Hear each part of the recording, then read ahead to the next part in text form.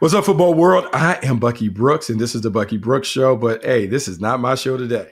This is a New York Jets show. We're talking about how the Jets are coming back. I got Jake Asman coming on. Jake has his own thing on Believe. You can hear him on 880 ESPN Radio, Mad Dog Sports Radio, NFL Radio on Sirius.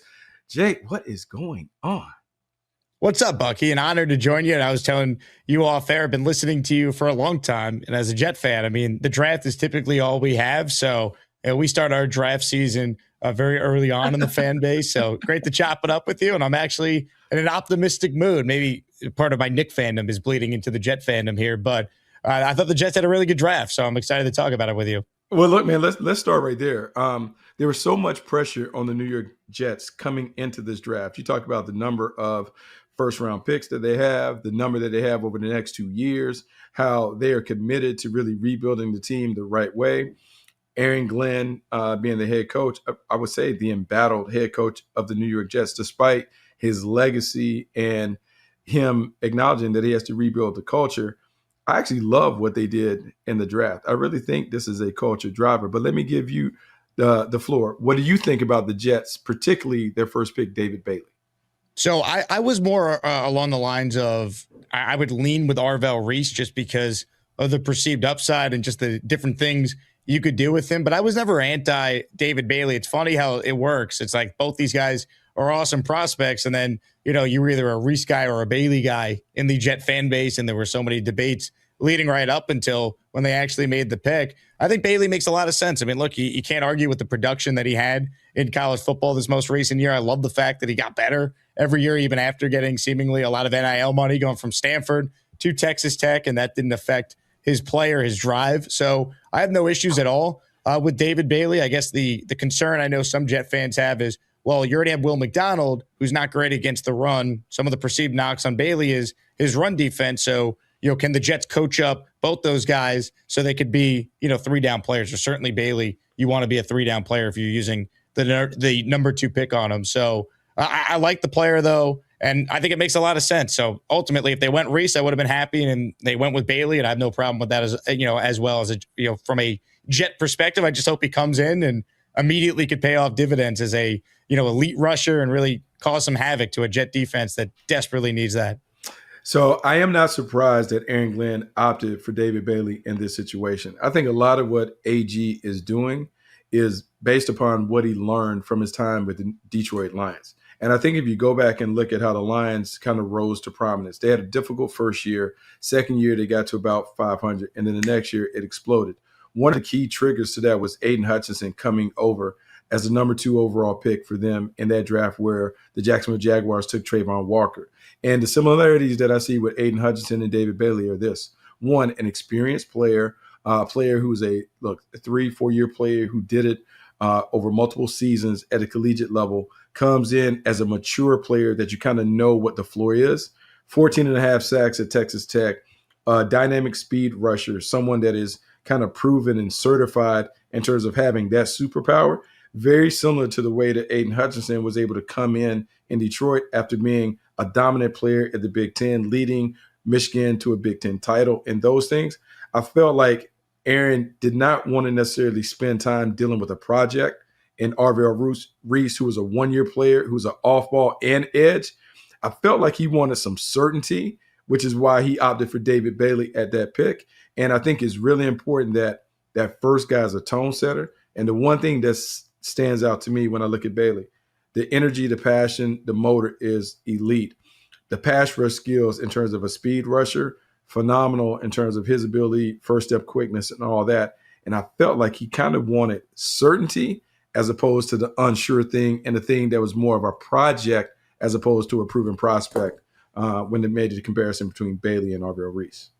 Makes sense. And look, when you just look at the production, you brought it up, 14 and a half sacks leading college football, but just the career pressure rate is around 19%, which is tops among any college player in the FBS dating back to 2016. So the Jets, I don't want to say they've become completely analytical, but they've added a lot of people to their front office, in addition to Darren Mougey, their GM, kind of revamping their scouting people in that building. So I think they have more of a blend of production and scouts and then the analytics people. And if you just look at Bailey's numbers, he's like an analytics darling, all the experts say. So I have no problem with it. I just wonder, what are their expectations for him in year one? Because, part of the argument for taking Bailey amongst people who are arguing for Bailey's case is that, well, you know what you're getting. He's the more ready-made player. Reese more of a projection. So if that's the case, there's going to be high expectations for David Bailey. He's the highest ever picked defensive player by the Jets. Quinnen Williams went third in 2019. That was the previous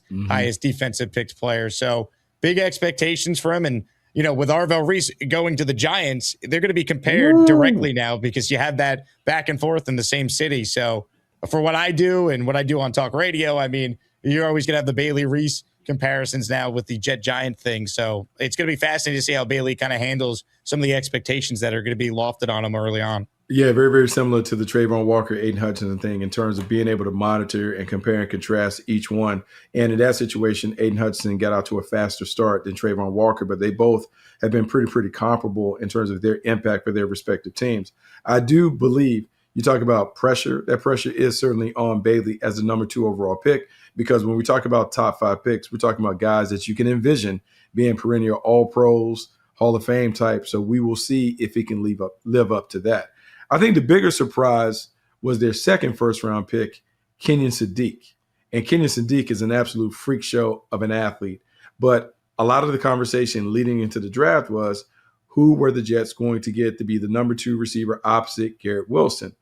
They kind of throw a little curveball at the football world by getting Kenyon Sadiq, even though I actually love the pick and the fit, because even though they took Mason Taylor a year ago, and he is someone that can command the middle, the way the league is trending multiple tight ends, Kenyon Sadiq is a luxury pick in terms of basically being a jumbo slot receiver in a tight end body who's effective blocking, but also creates mismatches down the seam. What did you think about the pick?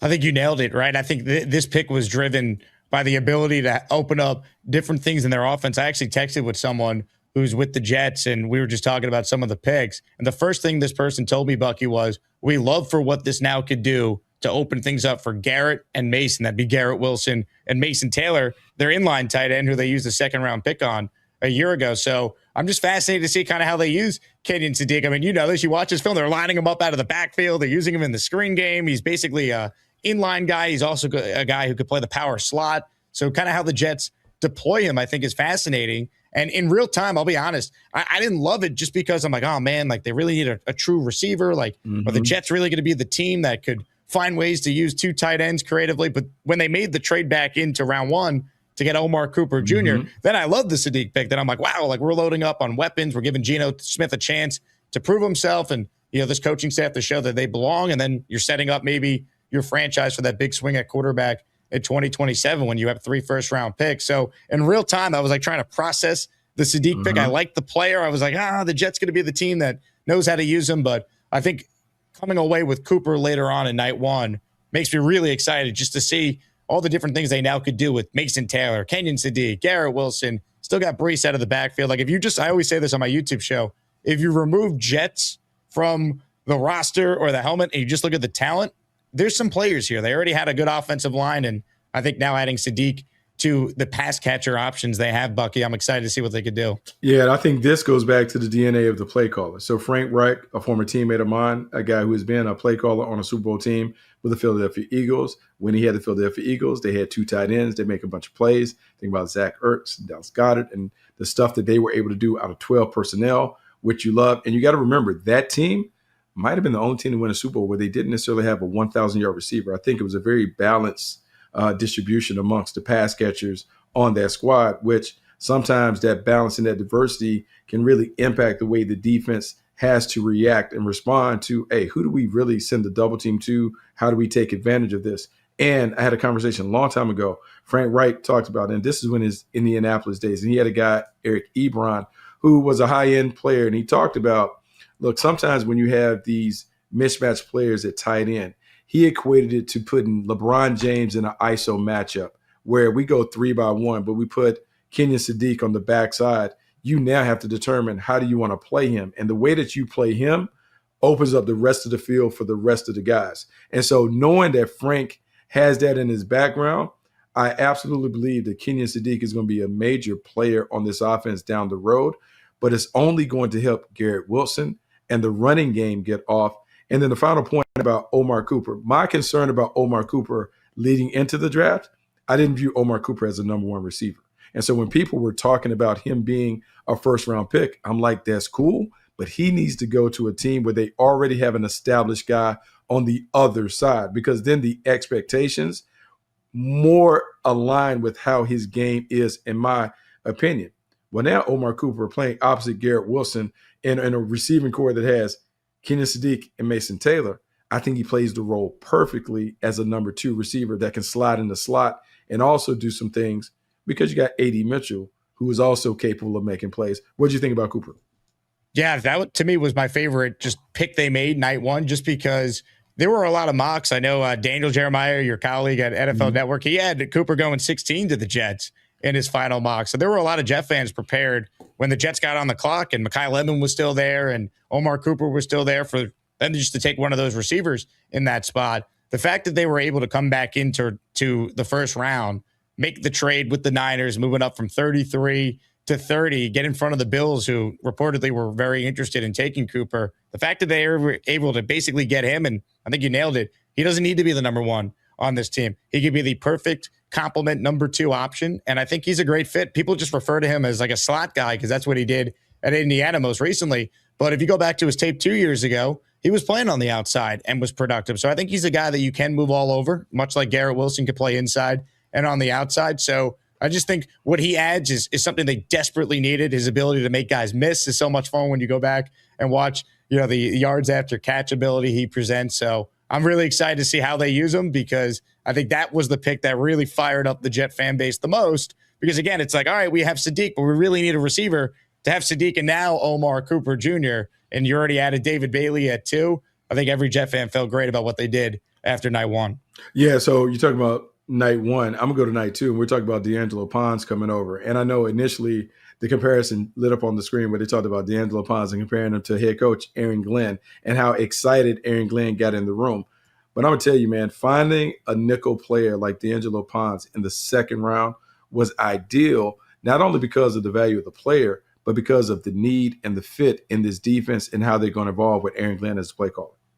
It's so exciting. I really did not think D'Angelo Pons was going to be there for the Jets. Even at 44, they actually traded down from 44 6 spots and moved back to 50 to take him. Picked up an extra 4th round pick in the process. So I'm very excited to see what he could do. We all know about the height as a reason why he fell where he did. But, I mean, you watch this guy.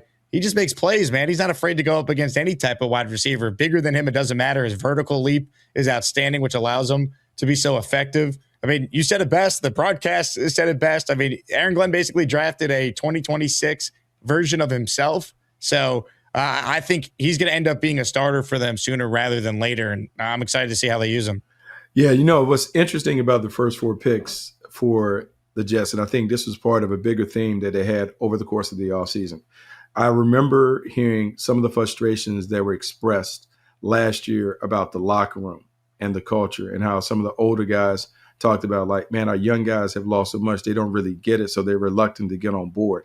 I feel like there was a concerted effort by the Jets to change the culture by bringing in people that were associated with winning. So in the offseason, they make a trade from Minkah Fitzpatrick.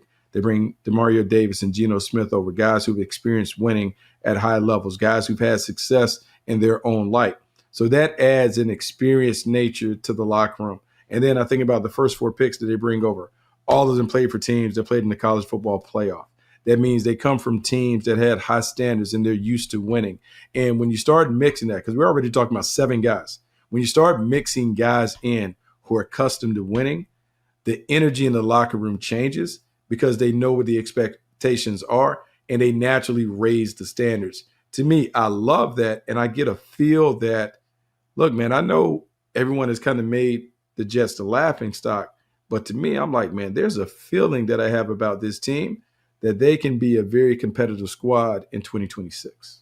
And I think that is a big part of what their plan was, right? I think this team last year, they won 3 games, but they started 0-7 when they were trying to win, right? Before they made the trades at the deadline with Sauce Gardner and Quinnen Williams. They didn't know how to win, right? I think once they lost week 1 in a game, they really outplayed Pittsburgh and the Steelers for most of it. There was that snowball effect of, oh no, here we go again. and it started to really spiral, and this team starts 0-7, and then you blow the whole thing up because you're going nowhere. I think they were devoid of leaders. They needed guys that have been there, done that. Demario Davis is a pro's pro. He's seen it all. It's amazing that he's still playing at the level he's at his age. Minka Fitzpatrick, the same thing. Even Gino, I know last year was not a good year for him, but you go back 2 years, he's leading Seattle to 10 wins, and he's throwing over 4,000 yards. I want to remind everyone out there, the Jets have only had one quarterback in their history that's ever thrown for more than 4,000 passing yards in a season. It was Joe Namath in 1967. Gino's done it twice over the last 4 seasons. So again, if they could protect him, which I think they can with their line, and some of the improvements I think Aaron Glenn's made to his coaching staff, especially him calling the defensive plays, I don't think they're completely bereft of talent. They should be competitive. They did add that leadership. I think most people agree. They had a successful draft. So there's pieces here, and they at least have a roster now, Bucky, where if you're trying to evaluate your coaching staff, trying to evaluate, hey, is Aaron Glenn going to be here if we take the big swing at quarterback in 2027 and what's supposed to be a big-time draft class, you at least have now given him a chance to show you whether or not he deserves to be the guy to get that third year. So I think they've done enough to at least have a roster that, at least on paper, you feel like is a representative roster that should be able, to compete with some teams in the league this year. Yeah, no, I think being competitive is everything. And I'm going to say this because they can be a much better team, and the record cannot exactly be what we want. The odds right now, over 5.5 wins right now, to sit at plus 110. I look at this team, I think, look, they're going to get beyond the 5 wins. I think they at least get the 6 or 7 wins with the roster as presently constructed, unless there's a complete blow up where they just underperform, the quarterback doesn't play well or whatever. But what I like about this team, and I want to ask you about it, I love how they're built on offense. That offensive line is one of the better offensive lines in football when you look at the young guys they have in place. Running game, Braylon Edwards and Breece Hall, terrific tandem. We talked about the wide receivers and those things. To me, they have an offense under an experienced play caller in Frank Reich that should be, I won't call it dynamic or dangerous, but I believe they should be able to control the game with the weapons that they have. I think that's totally fair. I mean, just to give people an idea on just how bad it was offensively for the Jets last year. I mean, Garrett Wilson, he was their leading receiver, and he's a guy that did not play for the Jets for most of the year. He had like 400 receiving yards, just under 400 receiving yards, and after mid-October, we never saw him again. So they were just so out of sync. Obviously, there were some health issues that they dealt with in the receiver room, and Braylon Allen missed most of the year. So you really just only had Breece, and teams were just stacking the box because they didn't have to worry about Justin Fields or Brady Cook throwing against them. I mean, the owner of the team, for crying out loud, said if we could just complete a pass, our team would look good. I mean, that tells you all you need to know about the Jets quarterback play. So I think Geno Smith can be competent. I think they can protect him. I think the Jets offensive line is very underrated nationally. They've invested a ton into it. I mean, the 2 bookend tackles they've used, top 11 picks on in Olu Fashanu 2 years ago and Armand Membu last year. Both are really good. Membu was outstanding as a rookie. Joe Tippmann, I think, is a very underrated interior offensive lineman, can play center and guard. I think Dylan Parham was a nice signing to replace John Simpson. So you kind of just look at their line and some of the pieces we've talked about. Yeah, Frank Reich, I think, could still prove that he's capable as a play caller, which I think he can be, and Geno stays healthy and they protect him. There's no reason why this offense can't give them a chance. And we talked about some of the defensive improvements. It's hard to be worse. Like, if you want a bold prediction, I'll tell you, I think the Jets will have at least 1 interception this year, Bucky. I mean, that's kind of where we're started at. The bar is pretty low. They didn't have a single INT over 17 games, but I do think they are, at least on paper, a much improved football team going into the year. When this team comes together and they have the official mini camps and those things, what are some of the things, or what is the one thing that you're looking to hear or see coming out of that training camp? That mini camp. I think just kind of their plan for some of the pieces that we talked about that they added, especially a guy like Kenyon Sadiq. I mean, Aaron Glenn actually said at the owners' meetings when he was asked, hey, who's a player that's flying under the radar that you think could take a big jump? He referenced Mason Taylor, and obviously this is before they drafted Kenyon Sadiq. So I think there's some untapped potential there, just kind of getting a feel for how they want to use some of the younger players they've added to this team. And then, how quickly can Geno Smith and Frank Reich, can they get on the same page? Can they build an offense that could be a modern 2026 offense that does take advantage of some of these pieces we've talked about? I think those are some of the early storylines to watch, kind of how the Jets, who have this infusion of young talent, how do they deploy said talent now going forward? Well, okay, I'm going to ask you this one thing because I think it's important, not even from a fantasy football standpoint, but everyone loves a breakout player. Who is the one guy that you like, hey, man, I just get a sense that this guy's going to break out in a major way this season? Who's that for the Jets? That's a great question. I think if you look at, their team, if you tell me that they're playing more competitive games, which I think they will be, I think, I don't think they're going to be, a playoff team necessarily, right? But I do think they could win 6 or 7 games, and that wouldn't surprise me. I think Will McDonald's a name to watch. I mean, he's a guy that's had 18 and a half sacks over the last 2 years. You added David Bailey to that defensive line, so I don't think you could double team Will as much as he was being double teamed. Plus, I think the Jets secondary and linebackers with Demario Davis and Minka being added to those units is a lot better. So Will McDonald would get pressure, but the ball would be out so quick, you wouldn't really see it on the stat sheet. He's a guy that they picked up the 5th-year option on him. He's had double-digit sacks in the season before. I just mentioned it, 18 and a half sacks over the last 2 years. I think if the game script allows for the Jets to get more opportunities to rush the passer, I think he's an underrated guy nationally. It wouldn't shock me if Will McDonald ends up leading the Jets in sacks, even though all the focus will be on the number 2 pick in the draft and David Bailey. Well, look, man, I'm excited to see what takes place with the New York Jets over the rest of the summer and into training camp. And the one thing I know, I always can pick up the phone and call Jake Asman to give me all the answers on the Jack. Make sure you guys tune in, Jake Asman Show on Believe, all the things that he's doing around the metropolitan New York area to make sure they are up to date on the Jets. Until next time, man, make sure you come back. I got to have you come back on the Bucky Brooks Show. Anytime you need me, Bucky. You got it, my man. Thanks so much for having me. Keep crushing it on your end, man. Always love listening to you. He is now part of Chat Sports' brand new NFL coverage. The channel is the Jets Report, and it's our guy, Mike Giarraputo, who joins us now. Mike, I know you're not just a Jet fan, you're also a Knicks fan, so you got to be feeling really good about the last 24 hours or so for our teams. Yeah, it's funny. Well, Jake, first of all, thanks for having me on. It's always a blast to be here and talk about the Jets. But, man, the Knicks, they just seem like one of those teams that's actually destined to make the championship. I mean, we know it's just been so weird. Like, for my whole life, the Knicks and the Yankees, just teams I don't fully trust. Like, no matter how good we are, I never fully trust them. But this year, feeling a little bit different. Up 3-0, Brunson just seems... Everybody's better than Jalen Brunson until you have to play against Jalen Brunson. I mean, he's been an absolute monster in this series. Unbelievable. And just, no OG, no problem. Guys step up. Mikal Bridges worth every pick if he's going to play as well as he played last night. Landry Shamet, 15 points off the bench. Just a gritty performance by the Knicks. They're one of the more mentally tough teams that I've rooted for, and I love them. I'm just hopefully they stay healthy. Let's close it out tomorrow, and they get a lot of rest and hope that the Cleveland and Detroit series goes the distance. We'll see. And that certainly will pay off dividends for the Knicks. We'll talk more Knicks basketball later on in the show, but we'll start with the Breece news because it broke yesterday afternoon. Full disclosure, I was not expecting the Jets to get a deal done with Breece this quickly. I know that Darren Mougey said after the draft they were going to revisit conversations between Breece and the New York Jets, but the fact that they got this done on May 8th, and now there's no distraction with Breece, you have him signed, sealed, delivered. What was your initial reaction to Breece Hall getting a new deal? It was holy bleep. I don't know if we're allowed to really cuss on this program here, but I was fired up. I mean, I think it was a great move for the Jets. I mean, in reality, you see 3 years, $45 million, but it's 2 years and $29 million guaranteed for Breece. So I thought it was an awesome deal for the Jets and Mougey to get done. I mean, we had talked about this a little bit before we went on air, but it's my reasoning for why I love this Breece deal. Well, first of all, I don't think we've seen the best of him. I mean, we just saw him rush for 1,000 yards for the very first time last season. We know he's a lot better of a player than that. Like, being Jets fans, there are so many guys that have come through here where you see the talent and you just know, like, I know he could be a lot better if the situation was better. The situation is getting better. We got the 2 starting outside tackles. The interior offensive line is a little shaky, but I like Tippmann, and Parham could be okay. Not a fan of Myers, but you just got to do everything in your power to surround your next quarterback, whether it's Cade Klubnik or somebody in 2027 with the most amount of talent possible. You have the money to do it. So I love this deal. I've been a Breece Hall fan since he's been drafted by the Jets here.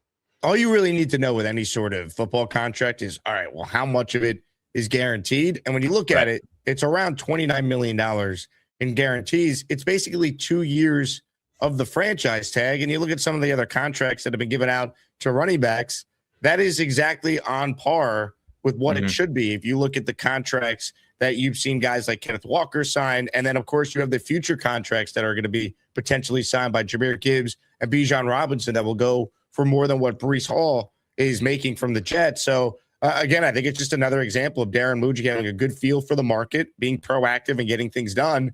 And it's basically the opposite of what happened with Joe Douglas. Even like the rookie contracts was something that would drag on. Remember the offset language conversation with some of the Jet rookies in recent years? Well, I think Omar Cooper Jr. might be the only draft pick the Jets haven't signed at this point. Like, just I don't know. I think Darren Mougey's got a real feel for what he's doing so far. I think it's Cooper and maybe Darrell Jackson, unless I missed him signing in the past 12 hours. But Mougey, he seems like he actually has a pulse and like knows what he is doing with this Jets team. I feel like with Joe Douglas, when the fans defended him, it was like, well, look at the 2022 draft. But it was like, all right, what else you got for me? Like, we had to wait. I think it was like late July when Zach Wilson signed his rookie deal. And to have these guys really locked up, like Mougey seems like a guy that's genuinely respected now around the league, as opposed to maybe to get a phone call from the Jets 2 years ago and you'd be like, hey guys, it's the Jets, let's rip these guys off. Or, nobody respects. We still haven't earned that respect around the league. I'm not saying the Jets are a well-respected team around the league, but it seems like for the first time in a long time, like we have a GM who knows what he is doing, who has a legit plan that's easy for us to interpret. Speaking of plans, now that we know that Breece is signed, your thoughts on how he fits and what Frank Reich and Geno Smith could potentially put forth in this offense? Yeah, well, we know. I mean, Reich is an old school kind of guy. Like, I wasn't really too sure what to make about the hiring. I understand what Glenn wants to do, just kind of bring that experience into the room. Reich, I believe, is 64 years old, but I hope Breece is the guy that gets around 70 to 80% of the touches in this backfield. I don't know how big of a fan you are of guys like Braylon Allen, Isaiah Davis. I think Breece is just levels above those types of players. So like when I heard the arguments for, we can replace Breece, we can easily replace Breece, it's like, well, that guy's not in the roster. And we're not sure if we're going to be able to draft that guy. So if Breece can, I would like us to be run centric in terms of the offense, take some pressure off of Geno Smith. Like I don't think we should be throwing the ball 38, 40 times a game. So I think Breece should be a 20 plus touch a game guy, especially if you're going to pay him like he is.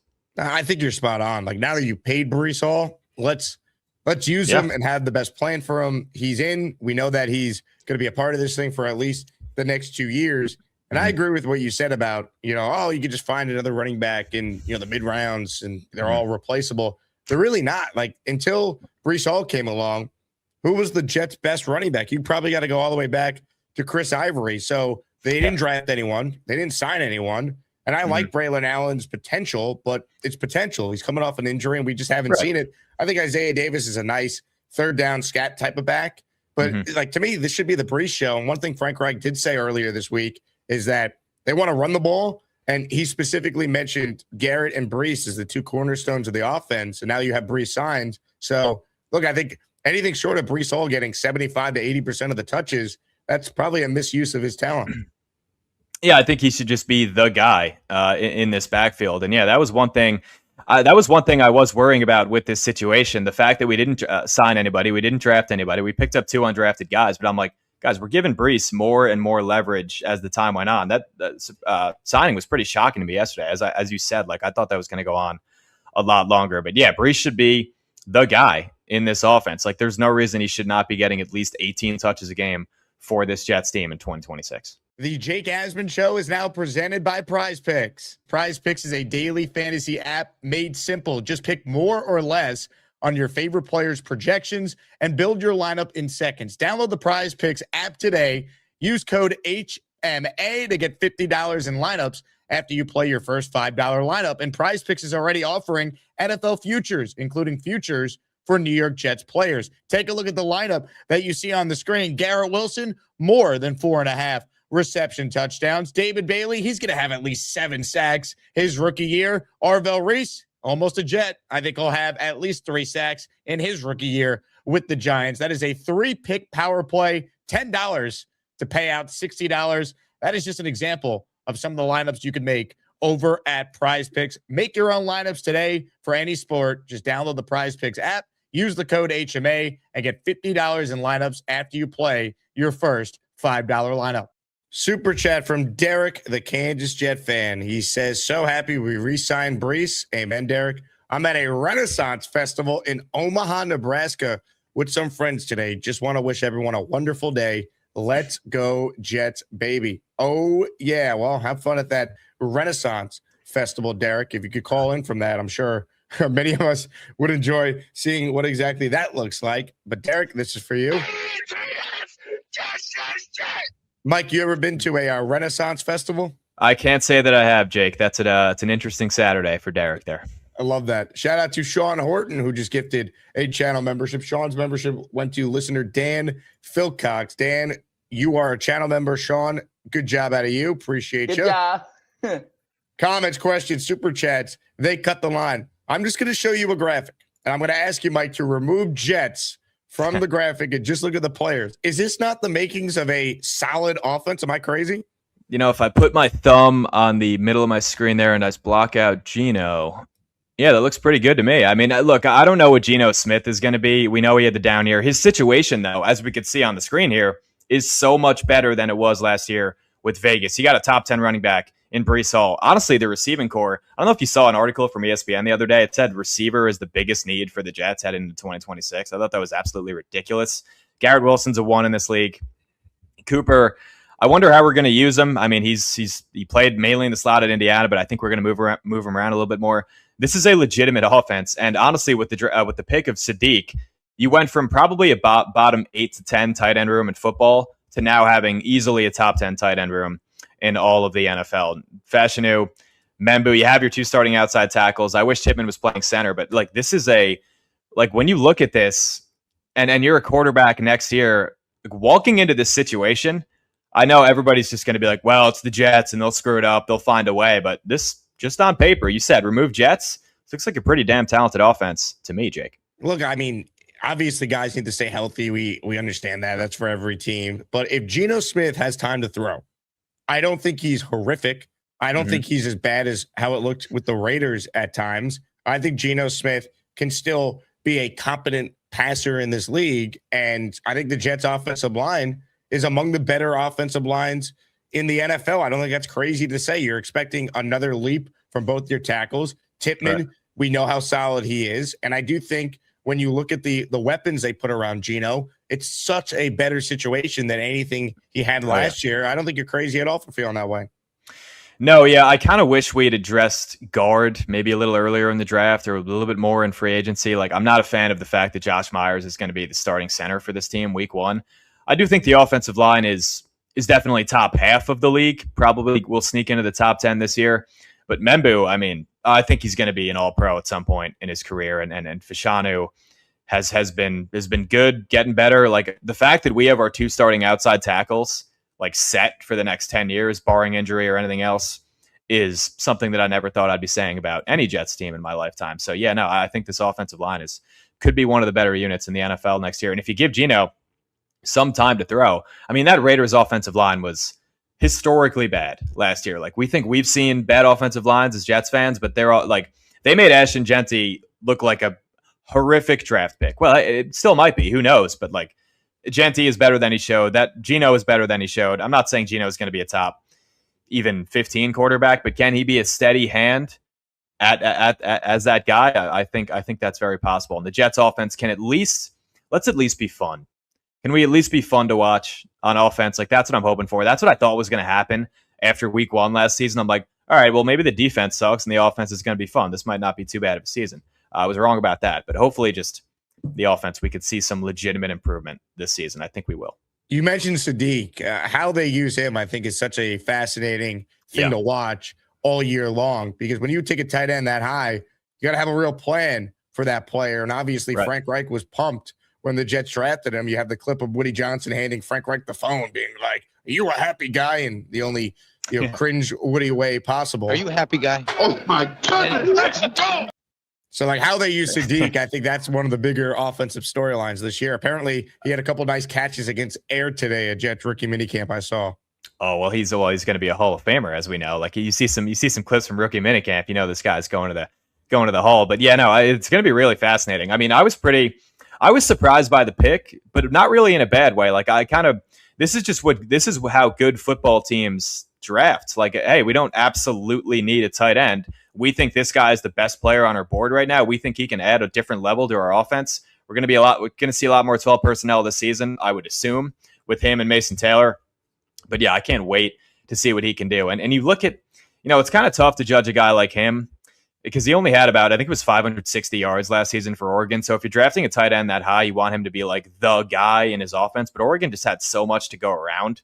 So like I don't think that's really an indictment against him. I mean, he's an absolute freak, and he's only 20 years old. Like this guy is just going to get, I think, better and better and better for the Jets. Like I really warmed up to the pick the following days right after the draft.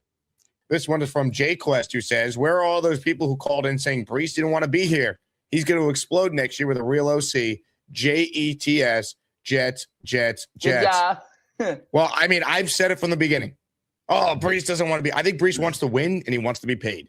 What happened? Yep. Well, they paid him, and I think he'll now buy in, and he probably see some of the talent. He's going to watch Gino in practice and be like, wow, this guy's not terrible. He's a real quarterback, unlike Justin Fields, who can't play. So I never bought that, oh, Breece doesn't want to be here. Like, I think losing sucks, and when you go through it, you're miserable, and you're probably down, and you're pouty, and it's not a fun place to go to work.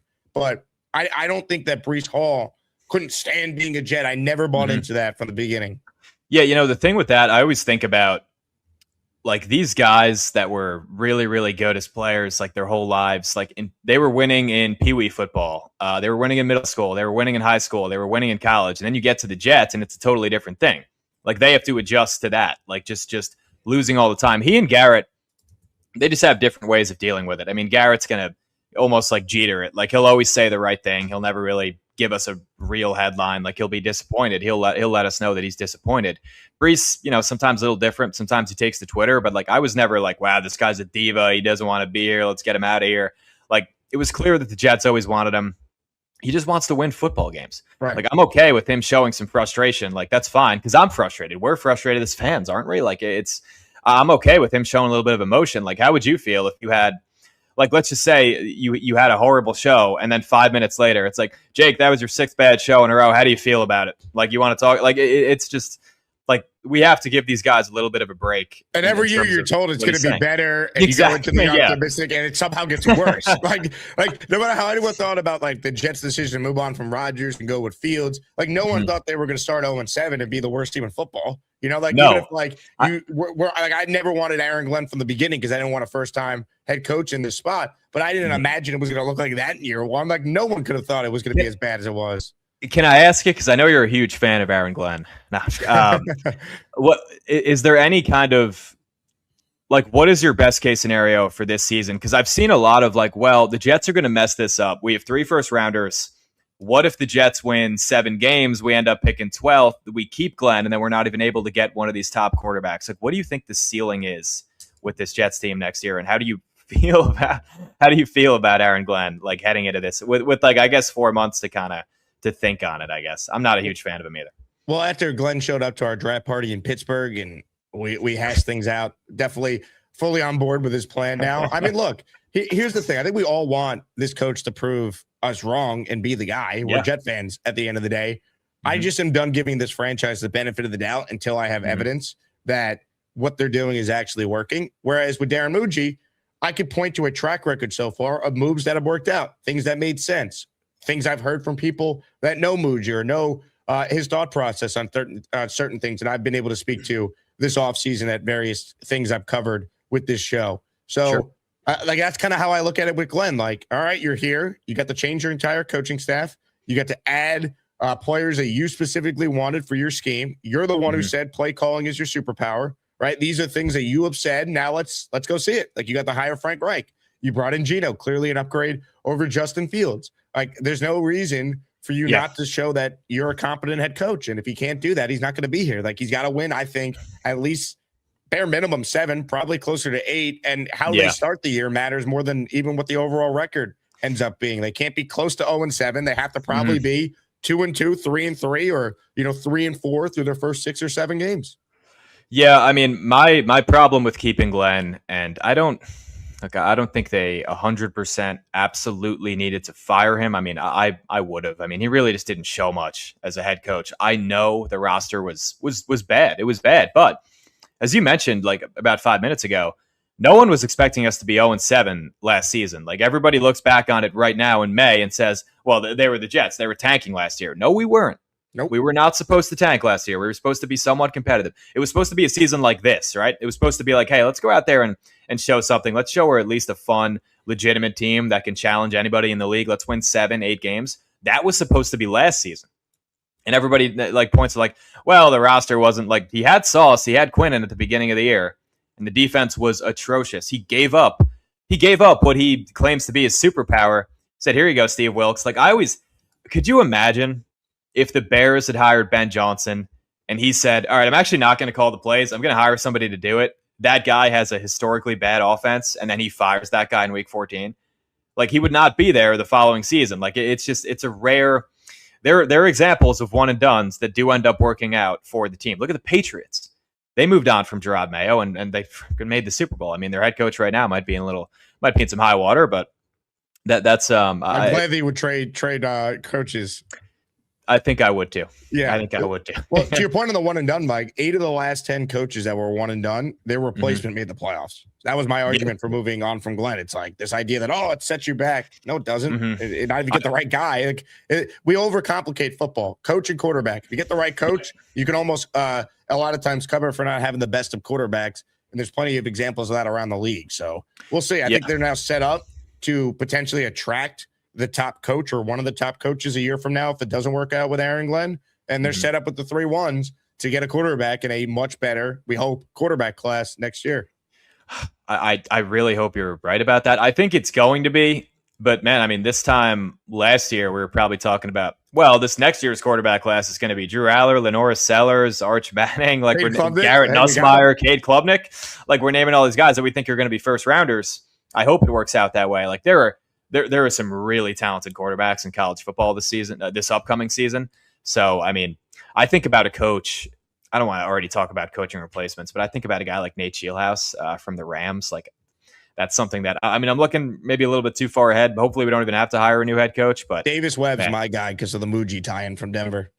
Yeah, and we'll get to see him call some plays this year in Denver. Like, that would be, if he proves it, if that offense improves. I know, like, under Sean Payton, it got a little stale over there in Denver. Really good football team, but not really the most fun offense to watch. Not really the most efficient offense to watch. But yeah, there'll be some names, hopefully, that we don't need to track come this time next year, maybe in January.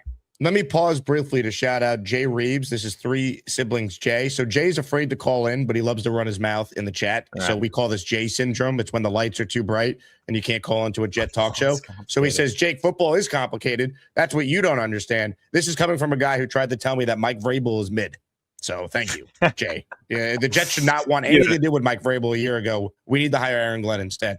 Thank you very much. 3 siblings, Jay. You are spot on, as always. Jake, you don't know a damn thing about football, man. You don't know. Great job. 3 siblings, Jay. One of the best. Hey, here's the deal. Just got no chance unless you click on that like button. And you got to make sure you subscribe to the Jake Asman Show. You don't, you can get the f*** out. Now let's go, Asmaniacs. We're built for this shit. Jets line is solid. I'm a huge Breece Hall fan. I was obsessed with Sadiq, certified free, 7 days a week. Certified free. Obsessed with Sadiq, certified free, 7 days a week. Certified free. I was obsessed with Sadiq, 7 days a week. Certified free, 7 days a week. Obsessed with Sadiq, 7 days a week. 7 days a week. Certified free.